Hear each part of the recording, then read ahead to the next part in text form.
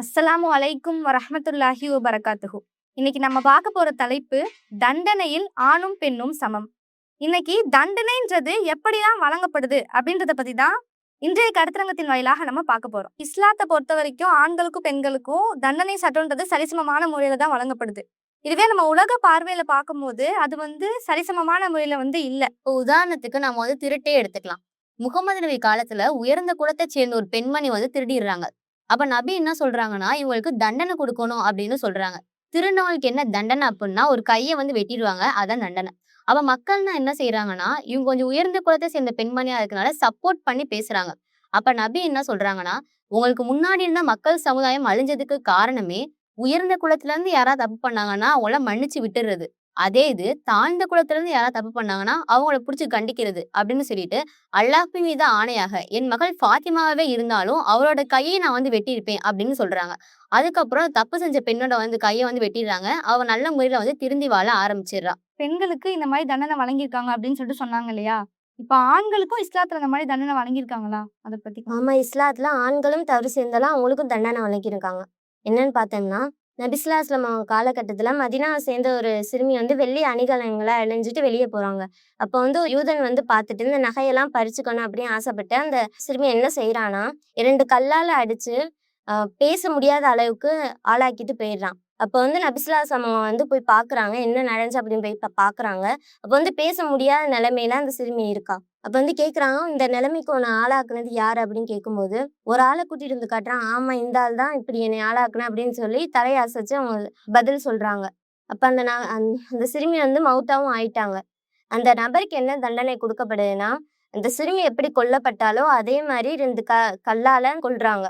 இதான் நபிஸ்லாஸ்லம் காலகட்டத்துல திருடினதுக்கு தண்டனையா வழங்கப்பட்டிருக்கு. திருட்ட மட்டும் நீ செஞ்சிருந்தா நீ கை மட்டும் தான் வெட்டப்பட்டிருக்கும். இன்னொன்னு என்ன செஞ்சிருக்கான், கொலையும் சேர்த்து செஞ்சிருக்கா. அதனாலதான் அவனுக்கு மரண தண்டனையே வழங்கப்பட்டிருக்கு. இன்றைய காலத்துல திருட்டு அப்படின்றது சுத்தமா குறையவே இல்லாத அளவுக்கு தான் இருக்கு.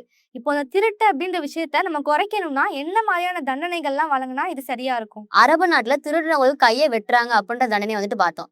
அதே இது நம்ம நாட்டுல திருடினவங்களுக்கு என்ன தண்டனை கொடுக்குறாங்கன்னா, முதல்ல திருடினவங்களை புடிச்சு ஜெயில போடுறது. ஜெயில போட்டுட்டு அவங்களுக்கு 3 வேளை சாப்பாடு. வெஜிடேரியனும் கொடுப்பாங்க, நான் வெஜிடேரியனும் கொடுப்பாங்க. வெளியே கூட அவங்க அப்படி ஒரு சாப்பாடை சாப்பிட்டுருக்கவே மாட்டாங்க.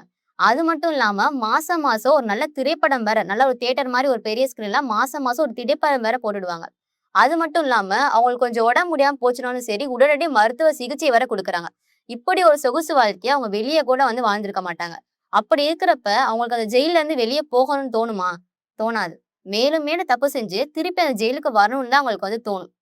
அது மட்டும் இல்லாம இன்னைக்கு ஃபர்ஸ்ட் கிளாஸ் ஜெயிலோட நிலைமை எப்படி இருக்குன்னா, ஜெயிலுக்குள்ளேயே அவங்களுக்கு டிவி, ஏசி எல்லாம் வேற வச்சிருக்காங்க. மேலும் கையில ஒரு மொபைல் போன் வேற கொடுத்துடுறாங்க. அவங்களுக்கு என்ன சாப்பாடு வேணாலும் அதுலயே ஆர்டர் பண்ணி சாப்பிட்டுக்கலாம். அப்படிதான் இன்னைக்கு ஃபர்ஸ்ட் கிளாஸ் ஜெயிலோட நிலைமை இருக்கு. இப்ப கூட சமீபத்துல ஒரு இளைஞன் ஒரு வீடியோ போட்டிருந்தாங்க. என்னன்னா, நான் இதுக்கு முன்னாடி 99 தடவை திருடிட்டேன். இப்ப நான் 100வது தடவை திருட போறேன் அப்படின்னு சொல்லிட்டு ஒரு வீடியோ வேற போட்டிருக்காங்க. கிரிக்கெட்ல செஞ்சுரி அடிச்சு கொண்டாடுற அளவு தான் நம்ம நாட்டோட நிலைமை இருக்கு. இதுக்கெல்லாம் காரணம் என்ன அப்படின்னா, அவங்களுக்கு கடுமையான தண்டனைகள் வழங்கப்படல. இப்போ ஒருத்தவங்க தப்பு செய்யறாங்க, நம்ம தண்டனை கொடுக்கணும் அப்படின்னா அவங்க திருப்பி அந்த தப்பை செய்யக்கூடாது. வேற யாராவது மனசுல நம்மளும் திருடிதான் பார்ப்போமே அப்படின்ற ஒரு எண்ணம் இருந்தாலும், இவனுக்கு கொடுக்குற தண்டனையை பார்த்துட்டு வேணாண்டா அப்படின்னு பயப்படுறதும் தண்டனை இருக்கணும். இன்னைக்கு இஸ்லாமிய நாடுகள்ல ஒரு வருஷத்துக்கு 5000 திருட்டு நடக்குது. அதே இது நம்ம நாட்டுல 7.5 லட்சம். 5000 எங்க இருக்கு, 7.5 லட்சம் எங்க இருக்கு? இதுக்கெல்லாம் காரணம் என்னன்னா, அங்க கடுமையான தண்டனைகள் வழங்கப்படுது. அப்ப நம்ம நாட்டிலையும் குற்றங்களை குறைக்கணும்னா இங்கேயும் கடுமையான தண்டனைகள் அமல்படுத்தப்படணும்.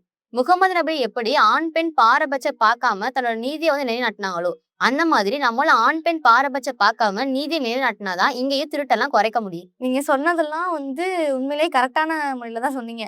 அதாவது இப்ப இருக்கக்கூடிய ஜெயில் மாமியாரை விட ஒரு படி மேல போய் அதை விட ஜாலியான வாழ்க்கையை தான் வாழ்ந்துட்டு இருக்காங்க. அப்போ இந்த மாதிரி நடக்கும்போது இந்த திருட்டுன்றது குறையதுக்கு வாய்ப்பே இல்லாம தான் இருக்கு. சரி, இப்போ இஸ்லாம் திருட்டுக்கு ஆண்களையும் பெண்களையும் சமமான முறையில தான் தண்டிச்சிருக்கு.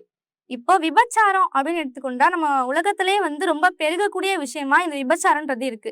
இதுலயும் இஸ்லாம் ஆண்களுக்கும் பெண்களுக்கும் சரிசமமான தண்டனை தான் வழங்கியிருக்கா? இப்ப பெண்கள் விபச்சாரம் செஞ்சா அவங்களே சரியான தண்டனை தான் வழங்குதா அப்படின்னு நபிஸ்லாஸ்லம் அவங்க காலகட்டத்துல பார்த்தோம்னா, ஜுகைனா குலத்தை சேர்ந்த ஒரு பெண்மணி அல்லாஹ்வின் தூதரை நான் விபச்சாரம் செஞ்சுட்டேன், எனக்கு தண்டனை கொடுத்து பரிசுத்தப்படுத்துங்க அப்படின்னு கேக்குறாங்க.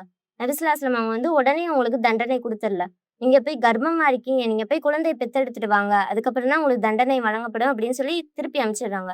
அந்த பெண்ணு குழந்தை பெத்தெடுத்துட்டு வர்றாங்க. அதுக்கப்புறம் நபி ஸல்லல்லாஹு அலைஹி வஸல்லம் சொல்றாங்க, நீங்க வந்து அந்த குழந்தைக்கு வந்து பால் குடி மறக்கட்டும், அது வரைக்கும் வளர்த்துட்டு வாங்க அப்படின்னு சொல்லும்போது, அந்த பெண்மணியும் பால் குடி மறக்கல அளவுக்கு வளர்த்துட்டு வர்றாங்க. அதுக்கப்புறம் தான் தண்டனையே குடுக்கப்படுது. என்ன தண்டனைன்னு பார்த்தீங்கன்னா, கல்லால் அடிச்சு அந்த பெண்மணி கொலை செய்யப்படுறாங்க. சரி, இப்போ வந்து ஒரு பெண்ணுக்கு வந்து இஸ்லாத்துல விபச்சாரம் புரிஞ்சதுக்காண்டி இந்த அளவுக்கான ஒரு கடுமையான தண்டனையை குடுத்திருக்காங்க. இதுவே ஒரு ஆண் விபச்சாரம் புரிஞ்சா அவனுக்கு என்ன மாதிரியான தண்டனையை இஸ்லாம் வழங்கக்கூடியதா இருக்கு? ஆண்கள் விபச்சாரம் புரிஞ்சாலுமே அவங்களுக்கும் இதே தண்டனை தான் வந்துட்டு குடுக்குறாங்க. முகமது நபி காலத்துல மாயிஸ் இப்னு மாலிக் அப்படின்ற ஒருத்தர் வந்து விபச்சாரம் புரிஞ்சிடுறாரு. அவர் வந்து திருமணமான ஒரு மனிதரா வந்துட்டு இருக்காரு. அவர் என்ன செய்யறாருன்னா, அவராவே வந்து முகமது கிட்ட ஒத்துக்கிறாரு. நான் இந்த மாதிரி விபச்சாரம் புரிஞ்சுட்டேன், என்ன பரிசுத்தப்படுத்துங்க அப்படின்னு சொல்றாரு. அதுக்கு முகமது நபி எடுத்தோனே அவருக்கு தண்டனை குடுத்துடல. உண்மையிலேயே அவர் விபச்சாரம் புரிஞ்சிருக்காரா அப்படின்றத உறுதிப்படுத்துறாங்க. உறுதிப்படுத்திட்டு அது பெண்மணிக்கு வழங்கப்பட்டதை போலவே இவருக்கும் கல்லால அடிச்சே மரண தண்டனை வந்துட்டு குடுத்திருக்காங்க. ஆணுக்கும் பெண்ணுக்கும் வந்து விபச்சாரம் செய்யறதுல தண்டனை குடுக்கறதுல எந்த ஒரு பாகுபாடுமே இஸ்லாத்துல இல்ல. திருமறை குர்ஆன்ல அல்லாஹ் சொல்லி காட்டுறான், திருமணம் ஆனவங்க அப்படின்னா அஸ்ஸானியத்து வஸ்ஸானி ஃபஜிதுலுக்குள்ள வாஹிதும் மின்ஹுமா மிஅத ஜல்தத்தின், விபச்சாரம் செய்தவள் விபச்சாரம் செய்தவன் ஆகிய இருவரில் ஒவ்வொருவருக்கும் 100 சவுக்கடி கொடுங்கள்.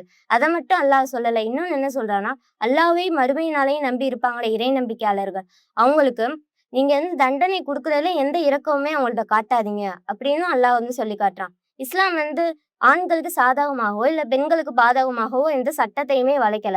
ஆண் செஞ்சாலும் அதே தண்டனை தான், பெண் செஞ்சாலும் அதே தண்டனை தான். இதான் இஸ்லாத்தோட நீதியாவே இருக்கு. இப்ப ஆணுக்கும் பெண்ணுக்குமான சட்டம் என்னன்னு பார்த்தோம். அதே சட்டத்தை இன்றைய சூழ்நிலை நம்ம ஒப்பிட்டு பார்த்தோம்னா, உலக செய்திகள்ல நம்ம கவனிச்சாலும் நல்லாவே தெரியும். ஒரு பெரிய இரட்டை நிலைப்பாடு இருக்கிறத பாக்குறோம். எப்படின்னா, ஆண் ஒரு தப்ப செஞ்சா அது லேசா அப்படியே விட்டுடுறாங்க. இவன் தடம் புரண்டான் அவ்வளவுதால அப்படின்னு சொல்லி எளிதா விட்டுடுறாங்க. அதே தப்ப பெண் செஞ்சா அதை எப்படி கொண்டு போறாங்கன்னா, வந்து ஒரு விலை மகள், அவ்வளவு ஒரு மோசமானவ அப்படின்னு முத்திரை குத்தி சமூகத்துல ஒதுக்கி வைக்கிறாங்க. அதே சமயம் இஸ்லாத்தோட நிலைப்பாடு என்னன்னு பாருங்க. பெண்களை பலிகேடாவும் ஆக்கல, அதே சமயம் அவங்க பலவீனமானவங்கன்னு சொல்லி அவங்கள செய்யற தப்ப நியாயமும் படுத்தல. தப்புனா தப்புதான், ஆண் செஞ்சாலும் ஒண்ணுதான், பெண் செஞ்சாலும் ஒண்ணுதான், தண்டனையும் சமமாதான் வழங்குறோம். இன்றைய காலகட்டத்துல எப்படி இந்த போலியான சமத்துவத்தை நம்ம மேல பரப்புனாங்கன்னா, அவங்க அந்த போலியான சமத்துவத்தை வச்சு நம்மளுக்கு பெண்களுக்கு பாதுகாப்பை வழங்கிட்டாங்களான்னு பார்த்தா அதுவும் இல்ல.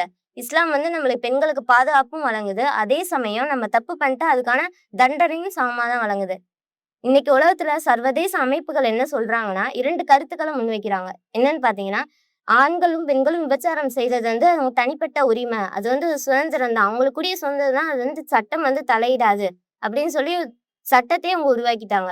இன்னொன்னு என்ன சொல்றாங்கன்னா, சட்டம் வந்து மனிதன் தண்டிக்கக்கூடியதால, நீங்க சொல்ற மாதிரி இந்த சவுக்கடி குடுக்கறதோ இல்ல மரண தண்டனை குடுக்கறதோ, உடல் ரீதியா சித்திரவதை செய்யறதோ அது எப்படி தண்டனையில வரும், அதெல்லாம் கொடுக்க கூடாதுன்னு சொல்லி இன்னொரு கருத்தையும் வைக்கிறாங்க.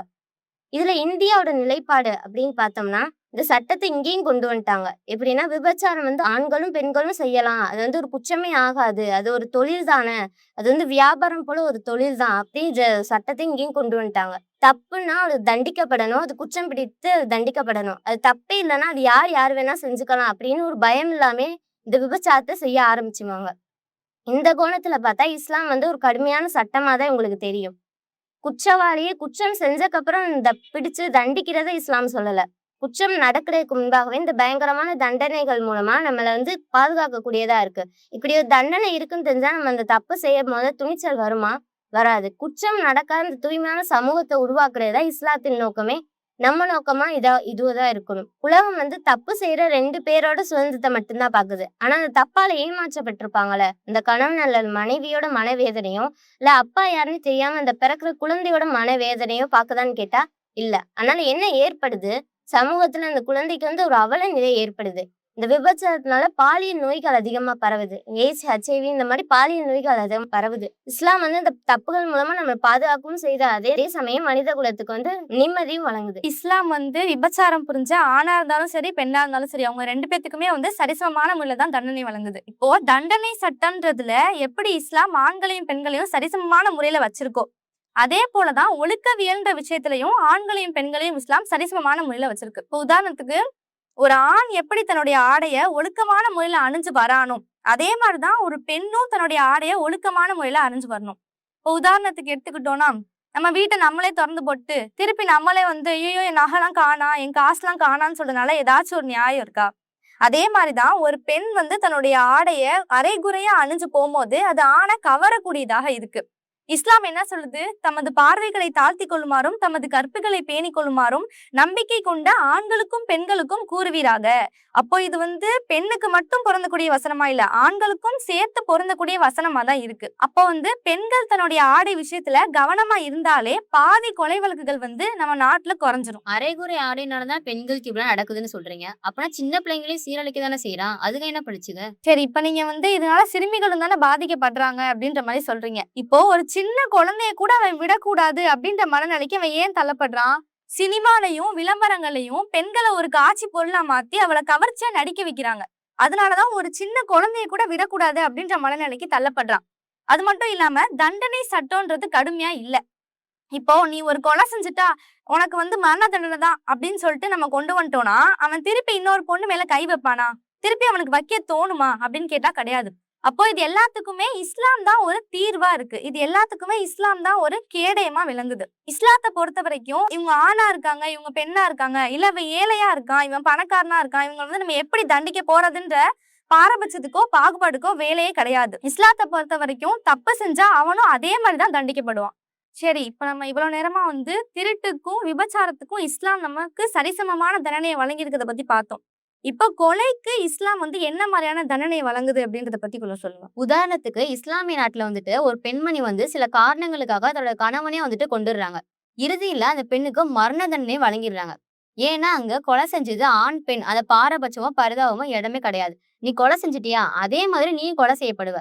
அண்ண நப்ச பின் நப்சி, கொலைக்கு கொலைதான். ஒல் ஐன பில் ஐனி, கண்ணுக்கு கல் தான், பல்லுக்கு பல் தான் அப்படின்ற அந்த சட்டத்தை தான் அங்க நிலைநிறுத்திருக்காங்க. இதான் இஸ்லாம் காட்ட நியாயமான தீர்ப்பாவும் இருக்கு. நம்ம நாட்டுல எப்படி நிலைமை இருக்குன்னு பாத்தீங்கன்னா, பில்கிஸ் பானு கொலை வழக்கு அது பார்த்தா சரியான தண்டனை வழங்கியிருக்காங்கன்னு பாத்தீங்கன்னா, அது சரியான தண்டனை இன்னும் வழங்கப்படல.